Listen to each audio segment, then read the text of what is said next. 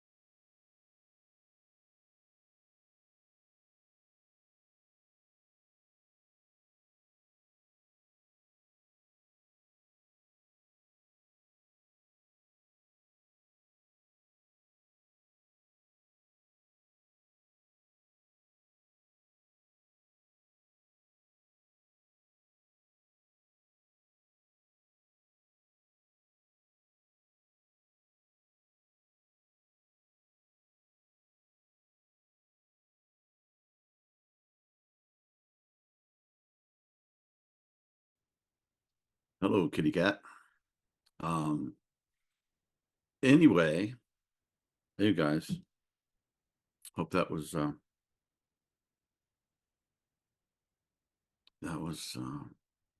good for you. And we were talking about guidance. And it's one of the big important things in my life. One of the themes that have run through my life is looking for purpose, looking for meaning, looking for guidance. Like, what am I here to do? And I'm not a 7 on the Enneagram, which is like, go from one thing to the next, and you follow that, and it's just interesting. It's like, no, I was always looking for something else, even when I was a young boy and as a teenager. And I spent a lot of time in the wilderness looking for guidance. I think our ancestors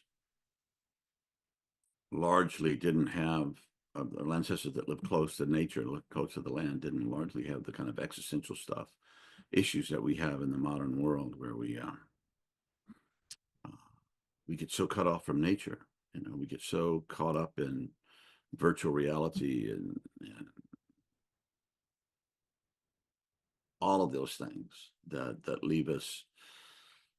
What does it leave us? Well, it leaves us really mentally stimulated, for sure. And but sometimes it leaves us with existential emptiness, so we're really not sure what we're here doing, and everything just seems kind of empty and silly and meaningless. And that's not bad, because it's often the pain and the despair that leads us to the point of getting serious about finding what we're here to do. And I spent vision quested quite a few times personally, and then led people on vision quest uh, for quite a few years, lots of folks, and finding a place that out in the wilderness where they could sleep under the stars and sleep on the earth and meditate and pray and pray to the four directions, pray to the stars, pray to God, pray to the God inside you and outside of you, right?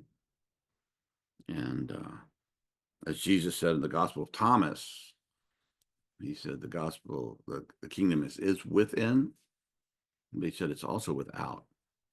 So anywhere you go, there it is, if we have the eyes to see. And sometimes we fall asleep. And so we're living in difficult, hard times right now. And I think that should be motivation to spend more time uh, in an interior practice and finding out what we can do. And uh, sometimes it doesn't feel like we can do very much, but that's not our problem. That's the universe's problem. That's God's problem. And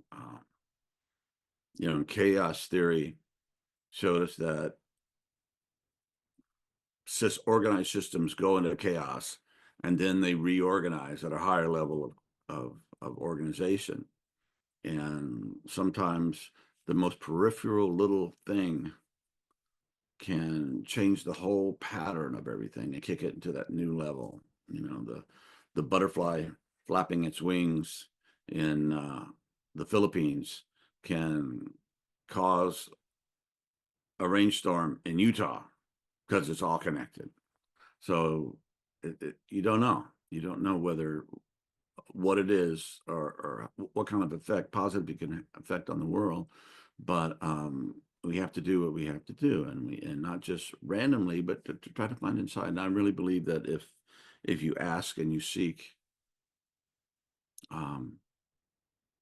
you'll find. And sometimes we can get distracted and have so many things going on in our life that it kind of keeps us above the essential truth and essential nature an essence of who and what we really are.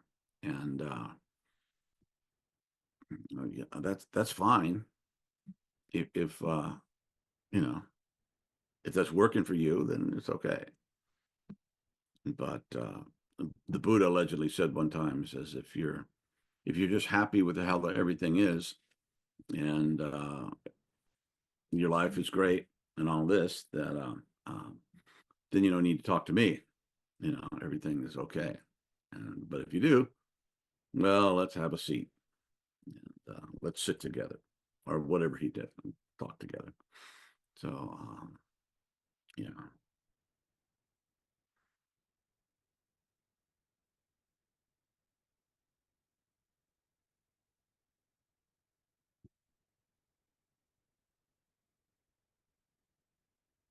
So we need each other. We need guidance. We need the we need to have gratitude. I was reading this thing about Padre Pio. I don't know if you've ever heard of him. He was a Catholic priest, and I've never heard him called Saint Padre Pio. They just called him Padre Pio, but I think he's probably a saint. Sounded like a guy with a really deep connection. And he said, when you pray at night, there's three things you should do. You should give thanks. You should ask for forgiveness and forgive you for your own mistakes and forgive all the people uh, that have done wrong to you, or which is really, really interesting and really, uh, it's not something you can,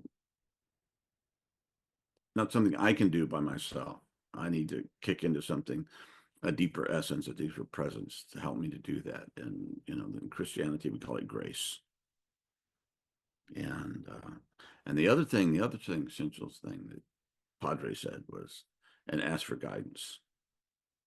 So I think if you look, you'll find it. If you ask, it'll be given. And I don't know how or what. It can show up from an interior, just a knowing. Like sometimes I've been driving down the road and I see a car, and I said, that idiot's going to pull out in front of me, you know?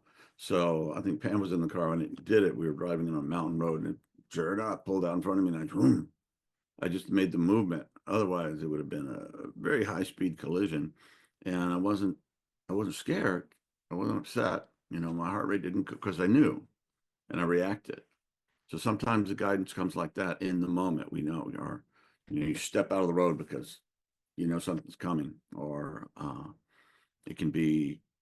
I used to say when I go into a bookstore, there'd be books that would fly off the shelf and hit me on the head. I'm like, I guess I'm supposed to read that, you know, or people that you meet and learn to ask questions, learn to to